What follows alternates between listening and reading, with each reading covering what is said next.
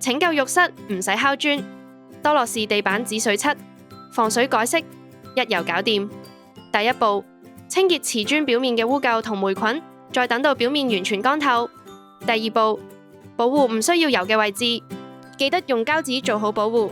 第三步，將包裝內附嘅接着促進劑加入地板止水漆，然後均勻攪拌3至5分鐘。第四步，建議用十字交叉方式上漆，確保每個位置都可以均勻覆蓋。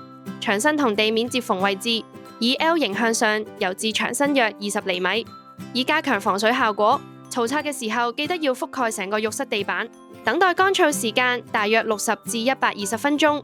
如果想用多樂士水性瓷磚漆進行改色，需要等2層瓷磚漆完全乾透之後，再油上1層多樂士地板止水漆保護。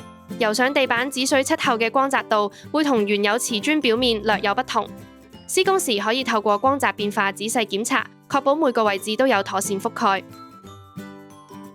完成第2層油漆之後，趁地板止水漆半乾嘅時候撕走膠紙。為咗令漆膜充分硬化，建議塗刷之後3日內避免使用浴室。